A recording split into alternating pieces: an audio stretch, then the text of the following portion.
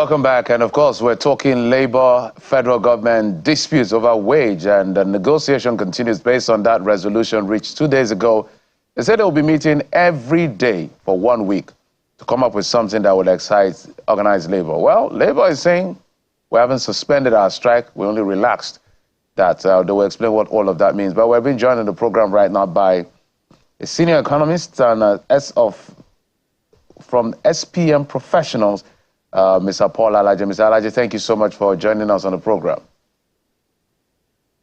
Thank you so very much for having me. As always, you know, when it comes to these issues, we drag you in to come and provide perspective as much as possible. So the natural place to start on this particular one, Mr. Alaje, is what you make of the back and forth between labor. Now, labor say they have relaxed the strike. Federal government say, we're going to do better than 60,000 naira. Everybody's looking for a way out of this impasse, some sort of a middle ground. But from an economist's point of view, what do you see? Well, on the 29th of May, 2023, the president has hit a ball. An economy is like a snooker board. When you hit on that white ball, you want to pot either blue or red, depending on the team you are. What is important is before the end of the game, don't pot the black ball. He has pot a ball to increase government revenue by removing subsidy. The action of hitting that ball will affect other balls. All other balls cannot remain the same.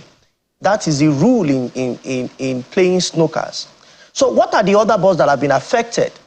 There has been increase in cost of living.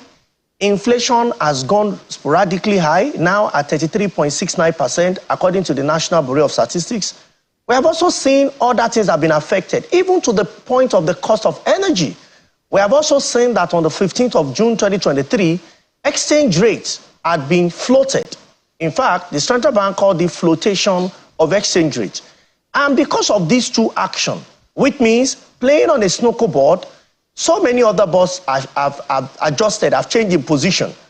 The question is, how soon can we bring compensation? And in bringing compensation, are we sure that we will not shut down our economy? There comes your question. What is the average? What should be done? The first is, like the last time I had this conversation with you, I took you the memory lane, and we agreed that the average minimum wage, especially for new government, has been around $100 to $150 per month. What does that mean in today's figure? If government says it wants to pay $100 equivalent per month, what it means is that we'll be looking at an average of we'll be looking at about, if you want to pay 100K, we'll be looking at $2.2 to $2.3 for labor per day. If you multiply that by 30, we arrive at some figures, which is still not up to the amount we think it may be up to what government should pay. But generally speaking, my advice would be that if we must pay minimum wage in Nigeria of today, with the given current economic realities, with the given high cost of living, I think what we should be looking at for both labor and government will be to be talking around 100,000 and between 100,000 to 150,000. I understand that government don't have this money. I understand that this will also affect the private sector. But paying less than 100,000 as minimum wage will be that we want to compensate people in poverty. And I will tell you this, for someone to live below poverty line, such person must earn or spend less than $1.95, approximately $2. If you use today's exchange rate, maybe 1,450, but comfortably 1,500. 1,500, that's in Naira, times 30.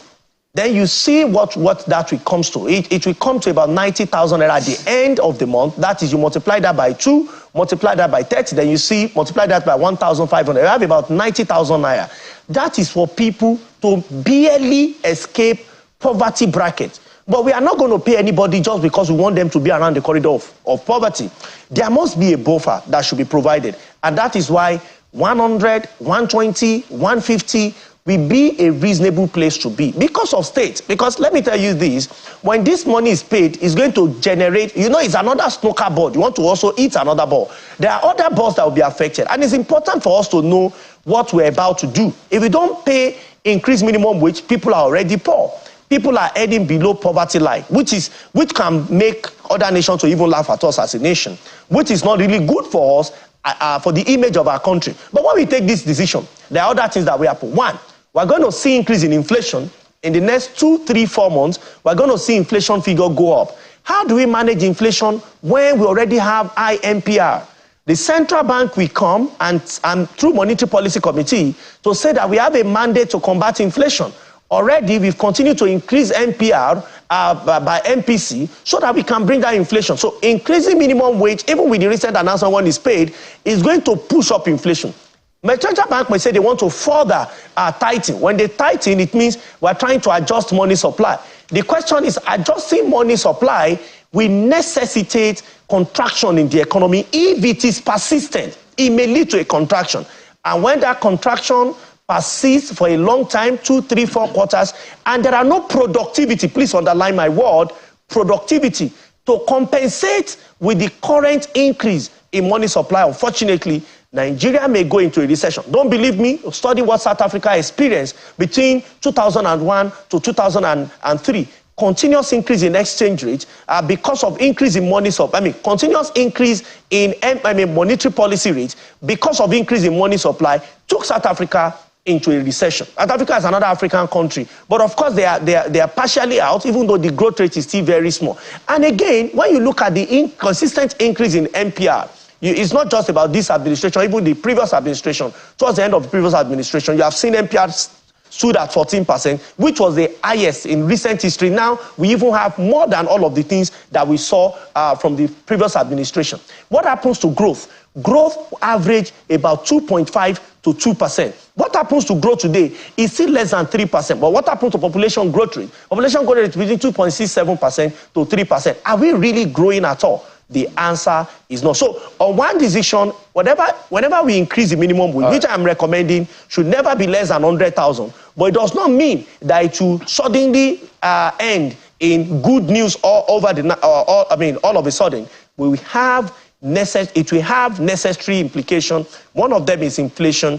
If Monetary Policy Authority does not converge with the Fiscal Authority, then definitely you would have increase in MPR, which if it persists for a long time, you might see a recession coming to Nigeria. Perhaps maybe next year, maybe later this year, until we check in our lab to check the econometrics, the numbers, then we can tell you around which quarter this may happen.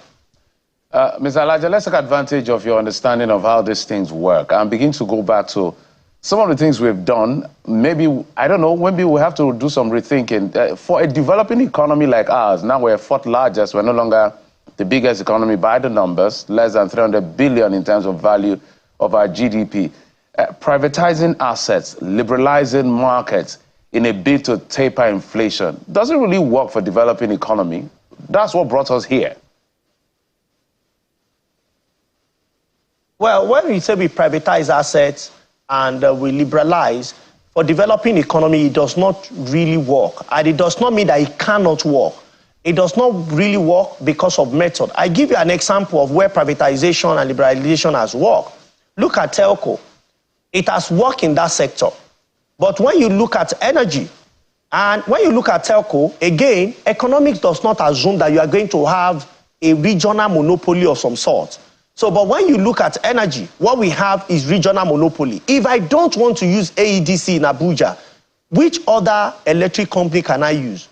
In Lagos, on the mainland, if I don't want to use Ikeja Electric, which other one? Where do I go to? If I don't want to use Eko Electric on the mainland, where do I go to? So I am stocked with some inefficient distribution companies in these areas. Meanwhile, I am supposed to have option. If truly you want to call it privatization, the essence of privatization is to ensure increase in competition and efficiency.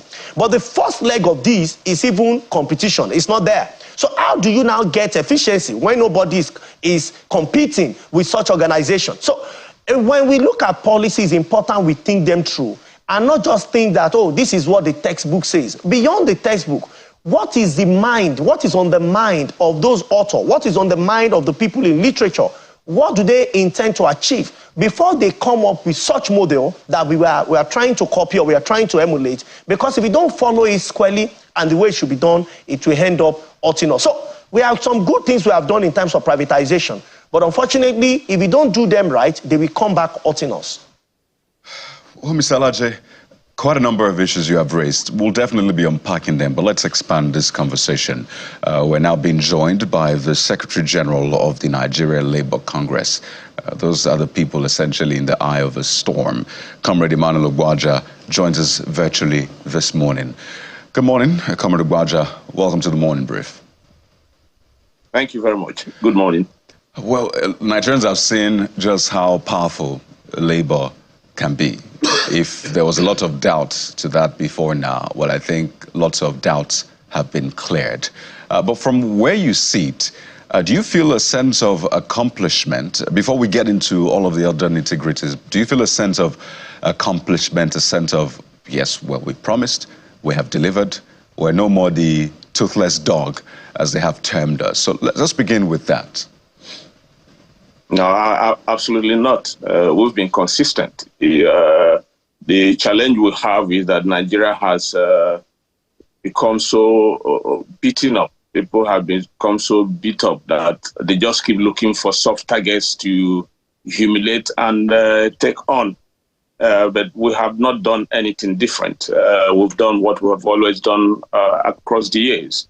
And we've done what trade unions across the globe usually do. So it's a question of perception from people, but clearly we've been consistent, and there's nothing to beat the chest about.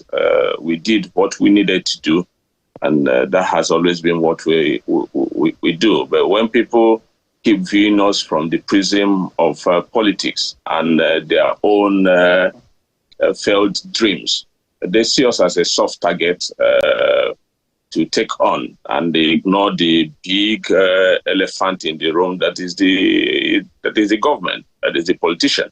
Everybody then pushes their aspirations and imaginations on Labour. So while we keep doing what we have to do, people just imagine that, hey, Labour can really become a regime change agent. That's not what we are.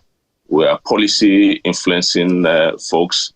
We are interest determining folks. We are welfare of workers concentrated folks. That's what we are, and was what we had to do. I imagine you've heard the narrative about people asking, okay, maybe Labour can also protest about insecurity in the country.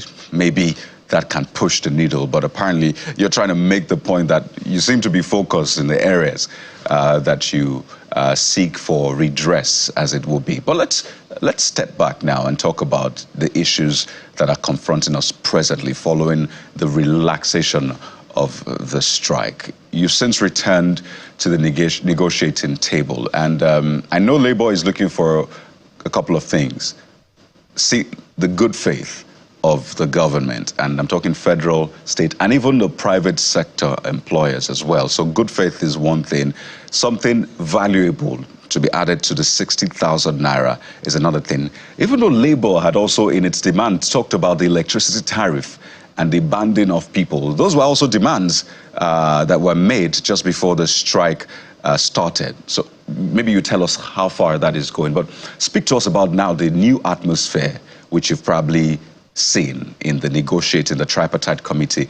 Has anything changed? Do you have a hope, or do you see some concrete change in the attitude, the approach of government in the committee on the negotiating table, that is? No, absolutely there is. We live in a country that public officials will rather go to sleep instead of taking their duties head on. They keep avoiding whoever their principal is and think avoidance is a sign of loyalty or a sign of doing well. What has happened in the last 24 hours was what we expected to have happened since December or January. The federal government knew these negotiations will come on. It was placed on the table even when we were discussing subsidy removal.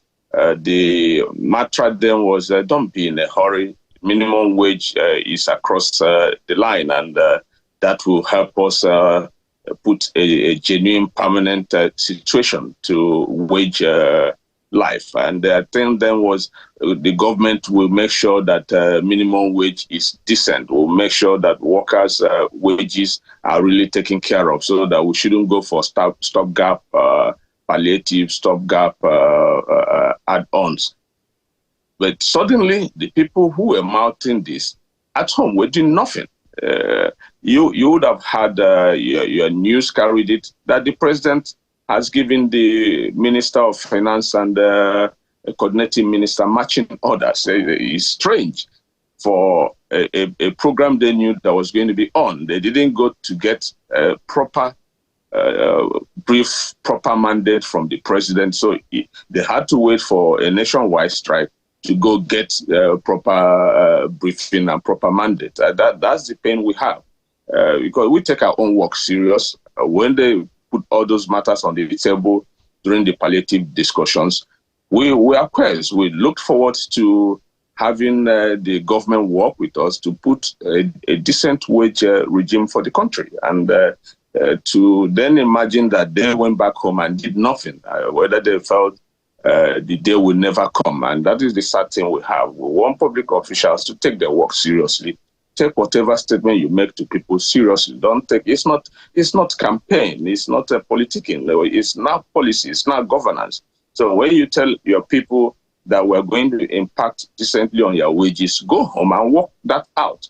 Don't think it will just be left flying in the air. So they were caught pants down their own position. They weren't ready for the negotiation, and that was what pushed us. So clearly now there is a new vibe, both in and outside the negotiating room, which is what it should have been from the word go. So we are pleased with the turn of events, and we hope that our country can genuinely begin to look after its working people.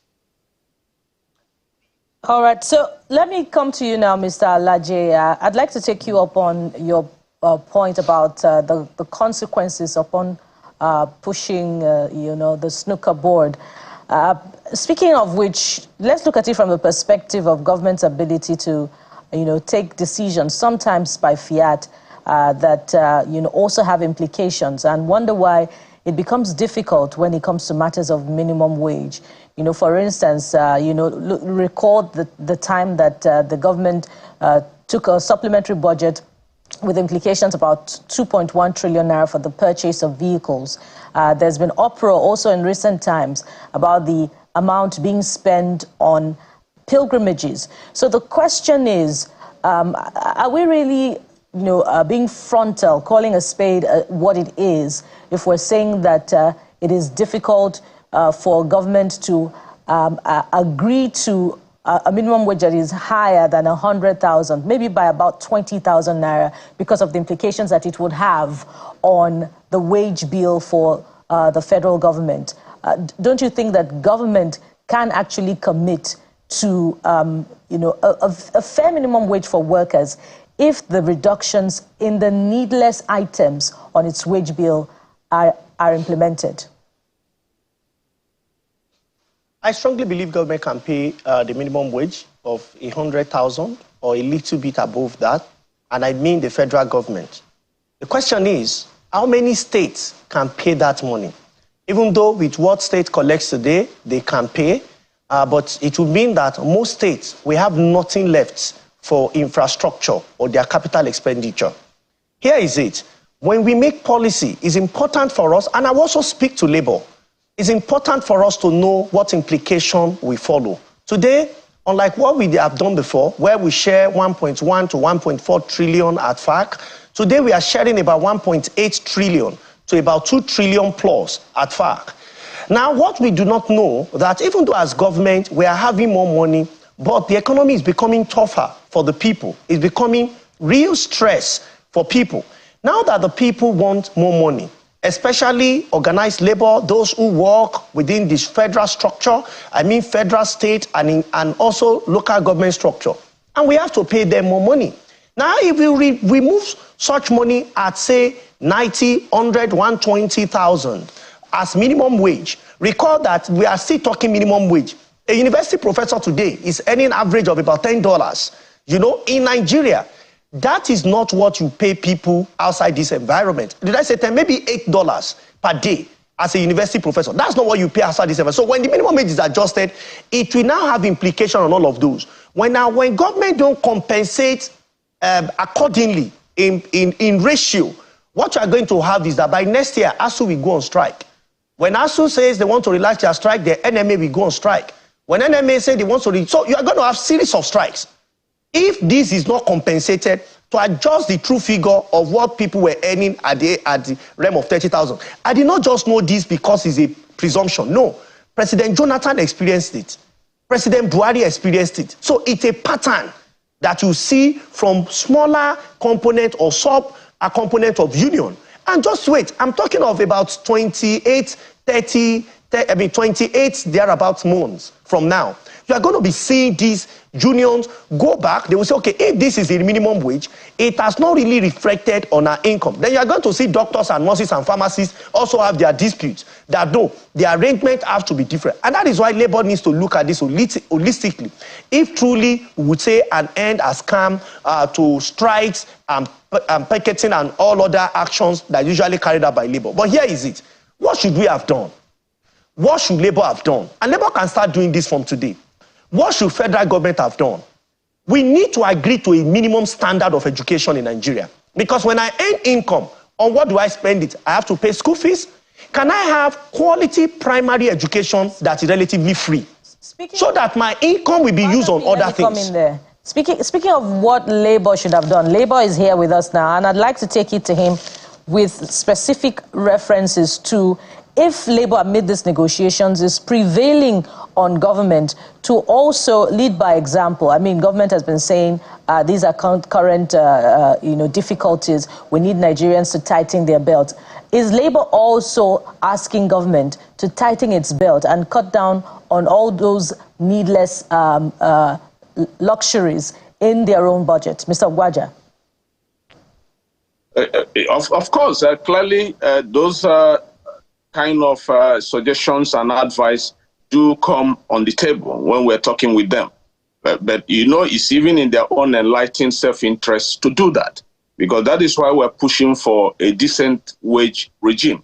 Because if you have a decent wage regime, you have less to play football with. You have less to toy with. You have less to steal.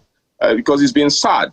Each time people talk about wage, the normal reference or the normal talk from government, particularly the states, where they will tell you, insignificant number, we won't be able to have money to do infrastructure. We know that that is a lie. They have said that we'll have real life situations where you can clearly point to the fact that is a lie. Zamfara could not pay minimum wage, but the moment he left office, the EFCC was chasing him for 300 billion fraud, 300 billion stealing. That was state money. That was money, if he had paid workers, there won't be anything to steal. Kogi was doing the same thing, but he had about $1 million to pay school fees in advance. So when we try to defend them, when people put up the talk, they won't have money to spend on infrastructure, that is a huge lie. That is not correct. That is not correct.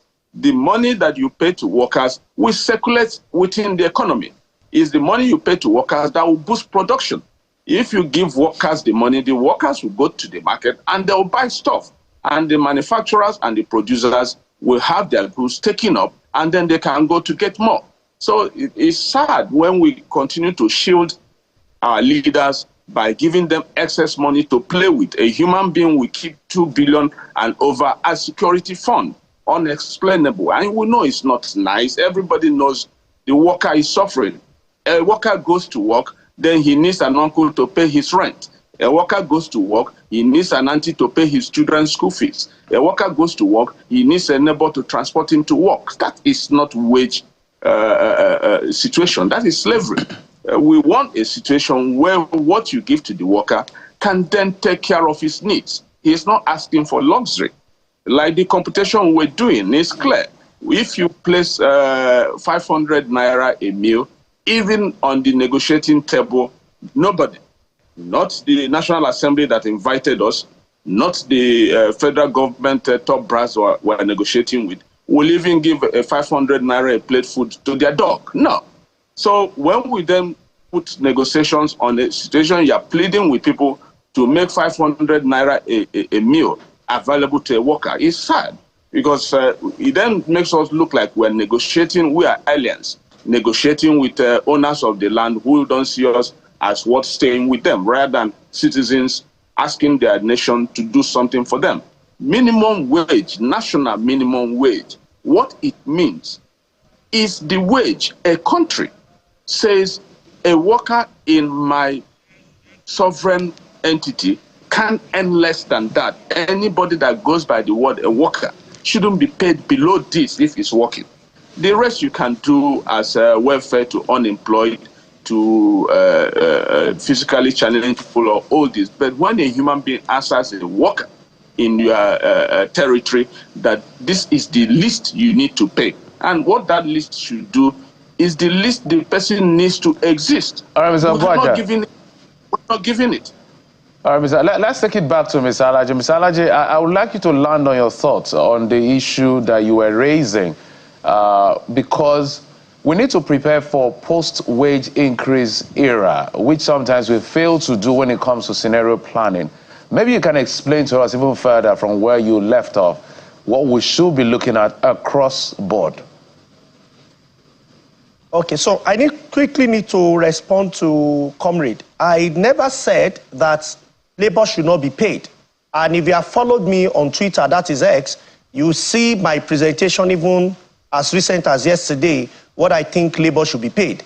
I am by no means supporting those who have milked their states dry and who are greedy, who have refused to put money in the pocket of people, which of course legitimately should be theirs. But I'm saying labor has a responsibility. The responsibility of labor is to ensure that there is high quality education so that you don't have to start paying school fees for people. Labor has a responsibility to ensure that we have a public infrastructure. The way you shut down the whole nation 2 days ago, you will have a responsibility to have a public transport system. I don't have to go on private taxi. If we have a functional public transport system, in those days, they were called TCTC. What happened to the labor of those days and labor of these days? That we cannot have public transport system that can take people from their home to work.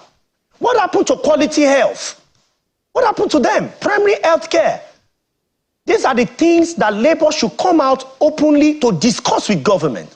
Because when we don't have that, and I don't mean just federal government, local government, state government, and local and federal government, the three levels, we must have this conversation. We must have improvement in these key areas. Look at electricity.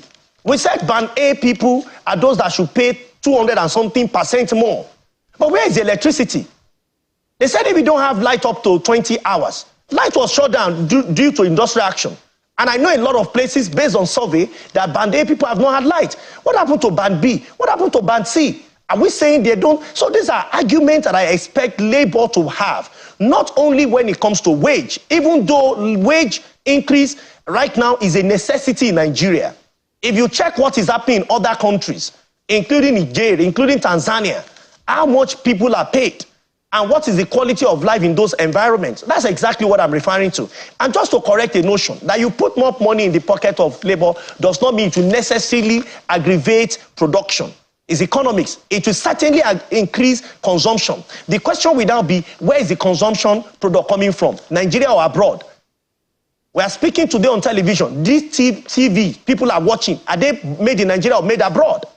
These are conversations labor must have. How do we boost industrial activity in Nigeria? How do we partner with Manufacturing Association of Nigeria? How do we partner with key stakeholders to ensure that we boost productivity? How do we ensure that even labor working in government, they become more productive? Not that you get to people's desk and they are missing.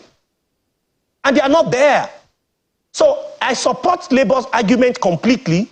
even though based on available information and data, labor should not earn less than 100,000 today. Doing that will be that we want to compensate people in poverty, hunger, and deprivation. I so submit. Well, his question was also regarding some other issues raised, but just so we can better manage time, let me go back to Comrade. I imagine you want to respond as well, but I also want you to add to the fact that earlier on I had mentioned that there were two other items that you were fighting for. It wasn't just the minimum wage, the electricity tariff as well, and the banding of customers. So are you abandoning that? Is that also being talked about in the negotiation? Or are we going to see another strike action to resolve that? You know, that is the challenge. I love the Economist in your studio. He's progressive. He's pro-workers. But he still has the mentality of the average Nigerian that sees Labour as an opposition party. We're not an opposition party. We're a trade union. All the items he listed that Labour should be championing are items that the citizens should be asking from their government. Labour is not the only person feeling it. Ironically, when we got to the National Assembly and we're discussing electricity tariffs, the Senate President, the Speaker of the House, and their colleagues, the entire leadership, were on the same force with us. They were on the same page with us. But the electricity tariff challenge was not right. They told, fortunately, the Minister of Power was in the federal government, the executive team that came, and they told him in on very clear terms that policy needs to be reversed. Genuinely, if they were doing their work as representatives of the people, they should be able to push that. So, but that's what happens, and then people put Labour into the eye of the storm, and then people begin to run strange commentaries.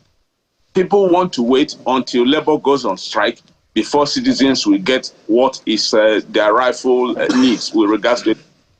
People want to wait for Labour to go on strike before there can be housing in the country. People want to wait for Labour to go on strike before you can provide public transport services. No, that is the function of government. And when people are then voting for government, you should interrogate the politicians, interrogate the government. What are you bringing to the table? Don't go to sleep. People vote for religion. People vote for tribe. People vote for anything except asking the people, what will you do for us? We had a president who gleefully was telling us, of course, I campaigned and told you that subsidy will be gone when I come in. He didn't do any homework on what was to be done. He took out the subsidy and then the homework started.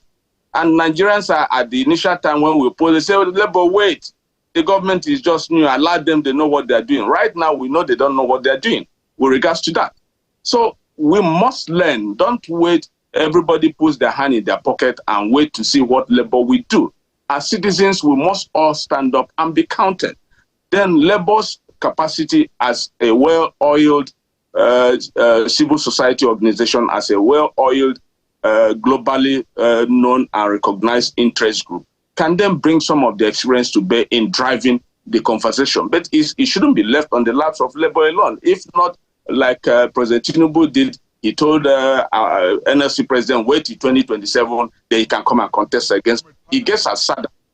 And then people... So I find this quite interesting because when you went on strike, it affected the whole nation. Like the whole nation was crippled. So it was like one for all or all for one, as the case may be. So is it wrong for Labour to take on those other issues since everybody in solidarity, either by suffering, by missing their flight, by not having power, some didn't have access to healthcare, they joined in it. So isn't it unfair to now say, well, for other issues, you sort yourself, let's just sort our own? Because when you think about it, even the workers in Nigeria, totally, are you up to 5 million? You are a worker. Workers in Nigeria are more than 5 million. Well, you're not fighting for me. I'm not earning minimum wage, comrade. Yeah, any minimum wage. You belong to the Nigerian Union of Journalists. No, you're fighting for a minimum wage earners. I'm not earning a minimum wage. That's why I want to get you to understand the concept of minimum wage. If the minimum wage is 15,000, you in channels, you won't end up to 100,000 naira. The minimum wage needs to be responsible. In computing, it's the least you pay to the least earning worker. It's from there that people do what they call consequential adjustment. Then those of you in the private sector can earn the kind of wages you're earning. You're not going to earn any big wage if the average salary in Nigeria is down at the bottom. No. So when we're fighting for minimum wage, it ends up being for everybody. The point I'm making is we are determined. We'll continue to do that. But people shouldn't think that it's the exclusive preserve of labor to do that. Because that is why when we then call for action, we're pleading with people, they go home. They turn on their TVs, they arrange pepper soup for themselves, and then begin to ask, is labor out there in the street yet? Have they come out in the street? That is not what it should be. When citizens feel aggrieved about any government policy, they should speak up. They should when we then say we're providing the leadership, they should join us. They shouldn't abandon us. So like I said, in the issue of electricity, we're taking it head on. There is no way, even when you give us minimum wage and you have that funny tariff, there will be nothing left. It means we'll just pay for electricity, then trek to work. You pay for electricity, and then you won't eat food. You pay for electricity, you won't be able to get medication for you and your family. You pay electricity bill, you won't get any clothing. So for us, it's a balance. We'll continue to provide that leadership. But the plea I'm making is that Nigerians should begin to learn to interrogate their leaders. Don't make it is a labor versus government. No. Indeed, your sentiments are well understood, Mr. Ogbaja, but Kaude's question is also instructive, especially in the light of Labour's June 2023 15-point demand on federal government to, make life comfortable for Nigerians after the removal of fuel subsidy. Most of the items on that list have not been fulfilled, and we've hardly seen Labour, done due diligence in the last 12 months to follow up on those demands. It's important to call out Labour on that. I'm going to come to you, but let's go to Mr. Alhaji now. Mr. Alhaji, I imagine that you also have, a response to Mr. Ogbaja on that point about your disposition towards some of these issues. Just about the entire Nigerians. I think Mr. Ogbaja needs to read the National Bureau of Statistics report. First of all, know the total number of people that are within the labor force and those that are unemployed. Remove that from the labor force and know people that are working. For people that are working, whether directly or indirectly, you may want to ask them to labor, but if labor becomes discriminatory and say only those that work for government are those that are labor or those that work in organized private sector, then it will be a huge concern. Here is the point. There is what we call money illusion. Even if government pay this money to labor today, and you don't discuss quality education available for all, free, which of course is stated in the Constitution, free primary education, free secondary education, but the Constitution puts it as soon as practicable. When will it be practicable? When we can pay for privileges in billions of naira? When will it be practicable for people to have quality education? An issue of health. So if you are saying that that is the issue of an average Nigeria, which body unifies Nigeria?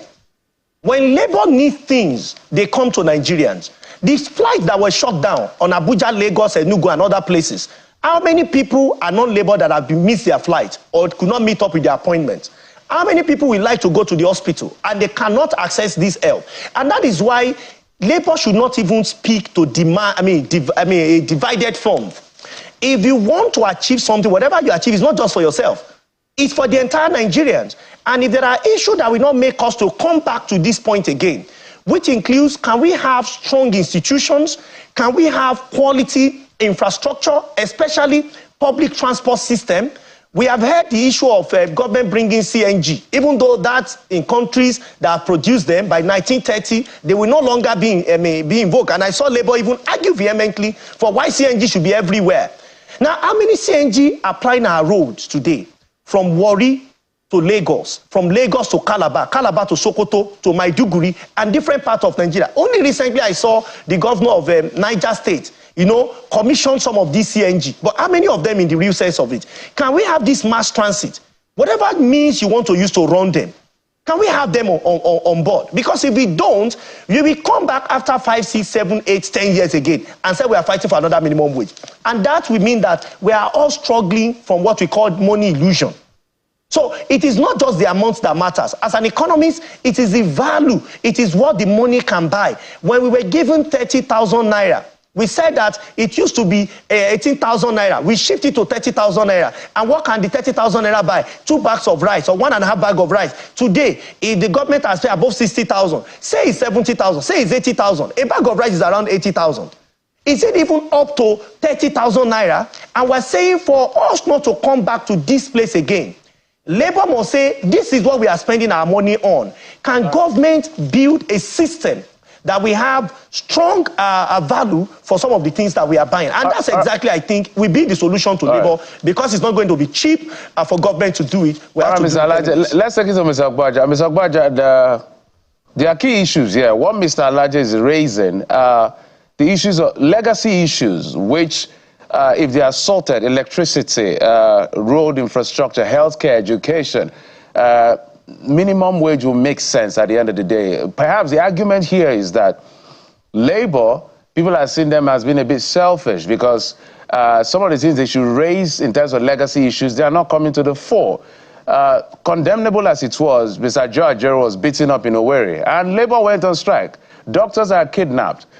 We've not seen Labour go on strike as a union. So those are the arguments people are having, not that people are against Labour at the end of the day. So is Labour thinking of expanding their agitation just beyond how much gets into their pocket to reducing how much they will spend if legacy issues are sorted?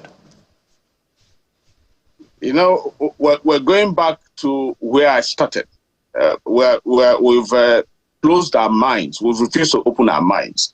What I'm saying is Labour key to pushing the narrative with regards to policy direction and policy implementation and their outcomes. But the funny thing is citizens. You know, when you talk that people couldn't fly, people couldn't fly because the workers withdrew their work. It's not because the people that couldn't fly were making sacrifices. No. I don't know how we're perceiving it. When a worker withdraws his services, you can't get that service. But the same thing, when citizens withdraw their support, you can't get a government that lost it over them. That's the point I want us to understand. And we keep refusing to acknowledge that. We want to push us into the realm of politics, which is what this is about. You have a government that is insensitive. And there is a way the conversation gets to, it becomes political. You have a government that is not delivering to the people. And rather than face the government, people want to rope in Labour into the conversation. We should be talking of voting at a government that is not meeting our expectations. But when that time comes, people will tell you about who has money to rent private jets to move across the country. All right. Looted. All right, Mr. Baja. If I tell you that Labour will provide the government, people will say no. But we've been providing the alternative, Mr. Baja, to what's done. My apologies. We're totally out of time because there's a lot to talk about, but we're totally out of time. But before we go, in just 10 seconds, Nigerians want to be clear on what Labour means by it is not suspended, it's relaxed. What does that mean? It means if the understanding we had with the government and the position from the highest level, we respect there's a government in place. If the president of the Federal Republic says, I will do this, we expect him to do that. That was why we said, let's defer to the commitment of the president. And if we then find that that is, let's just get them off our back right now, then we'll get back to the streets. We'll get back to walk to rule. That's what we mean. We don't need to go giving any further notices because the issue has not been resolved. So there is no point saying you're suspending when the issue has not been resolved. So there's no point. Just to be clear, so we know about calling off a strike. We know about suspending a strike. They're two different things. Yes. But this relaxing is a new term in the whole, labor employer relationship. So Is there a new backing to this? Is there a new provision in labor law that allows the relaxation? Because suspended is a term we're used to. It's equivalent to what you have. Now we have gone to the old national anthem. And if you were lucky to if you were lucky to have read you realize that there were things called stop and pause button in some funny cassette players we used to have. So what we are at pause. And that's what we have. Which is a suspension. Which is a suspension. Mr. Gwaja, Mr. Gwaja, I think it's Mr. Gwaja, I think it's just semantics here, because you're not doing any work. At the end of the day, you have gone back to work. Not like you say, National Grid people don't go to work today. Airport go to work. So anyway, at the end of the day, Labour has gone back to work. Let's see what plays out in the next 1 week. We must thank you, Comrade Emmanuel Ogbuaja, Secretary General of the Nigeria Labour Congress, as well as Mr. Paul Alaje, the Senior Economist, SPM Professionals, who joined us via from Abuja studio, I should say, Mr. Paul Alaje. Both of you gentlemen, thank you so much for coming on the program. We appreciate your perspective. Thank you. All right, we'll take a quick break. We're not done with the issue of labor. We're going to, take another direction to this conversation in terms of productivity. Join us again.